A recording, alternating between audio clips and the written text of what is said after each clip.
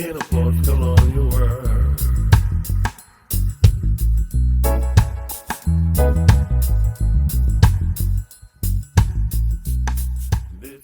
Rhys' original name is Ella Windoland Rhys. She was born in 1890 and died in 1979. Rhys was from Roseau, the capital of Dominica, one of the British Leeward Islands. Dominica became an associated state of the United Kingdom in 1967. Rhys family. Her father was William Rhys, a Welsh doctor, and her mother was Mina William. Mina was a third-generation Dominican Creole. At the age of 16, Rhys was sent to England, where she attended a school of Cambridge. In 1909, Rhys went to the Royal Academy of Dramatic Art.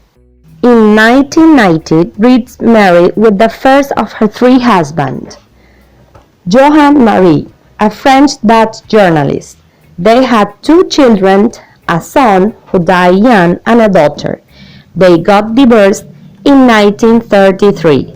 In 1934, Rhys married Leslie Tilden Smith, an English editor, who died in 1945. In 1947, Rhys married with Max Hammer, a solicitor, who was Tilden Smith's cousin. In her fictions, Rhys deals with both colonial and post-colonial.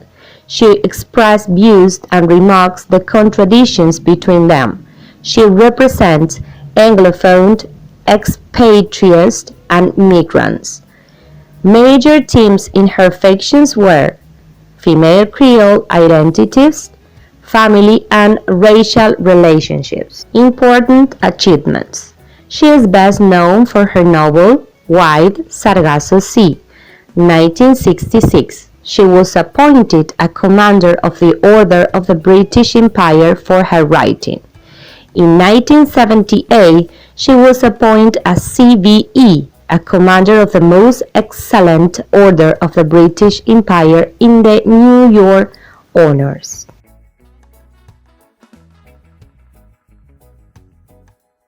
Rhys' short story is set in the Dominican Republic in the 1900s. It is centered on the conflict of cultural identity.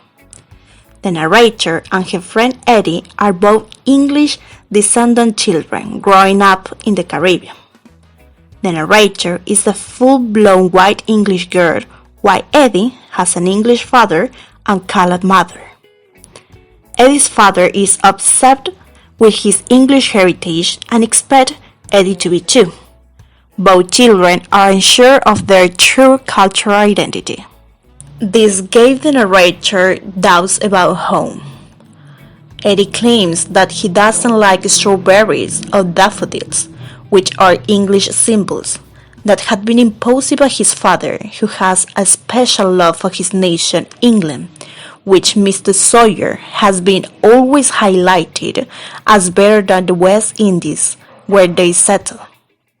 These symbols mean the English influence in the colony.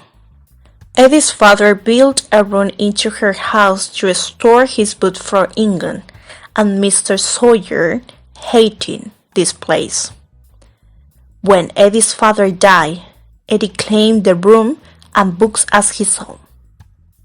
One day, Eddie's mother and their housekeeper went into the room and started to pulling books off the shelves and piling them into two heaps. Mr. Sawyer planned to burn the books. The main reason why Mrs. Sawyer hated the books so much is for her husband. The room outside, bookshelves, books, and wicker rocking chair represent Mr. Sawyer, and these moments where he was rude and humiliated her.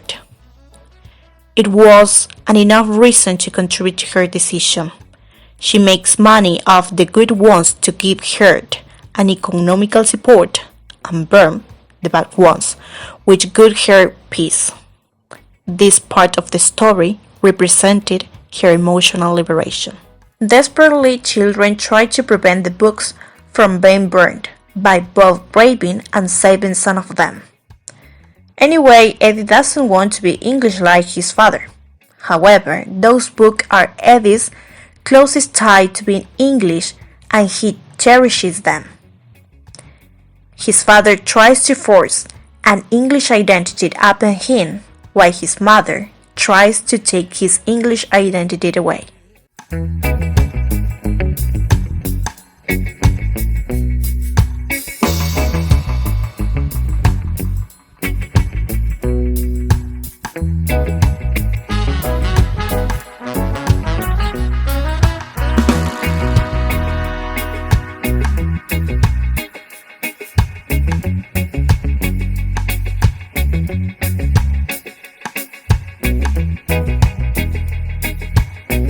Tell the truth, man.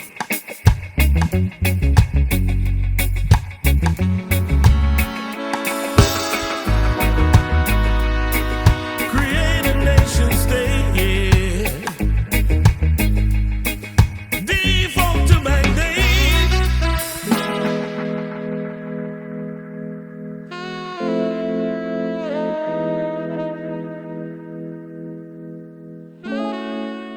The term post-colonial wasn't in use until the late 1980s. Post-colonialism theories offer topic of interest to academic members because the formal definition of colonial rule doesn't white up its legacy, and the culture is left it is a mixture of the colonized one and that of the colonizer, often marked by contrast and antagonism, resentment, and blending practice. Consequently, issues about regarding the development of national identity, identification of culture, history, and knowledge, the pre-colonial nature of the colonized, and the colonizers' resistance to the power base that has subjugated them. Women are subjected to both the colonial domination of empire and the male domination of patriarchy. Empire and patriarchy act as analogous to each other, and both exert control over female colonized subjects who are thus doubly colonized by empire and patriarchy power. A paragraph taken from this story from page number 1 and number 2, it is an example of doubly colonized by empire and patriarch power, which are concepts from post-colonial period. An analysis of the story from post-colonial perspective, we can see Mrs. Sawyer is a colored woman who is exposed to her husband's racist humiliation. She is submissive, and throughout the short story there is not even one instance in which she speaks. All her opinions are expressed indirectly.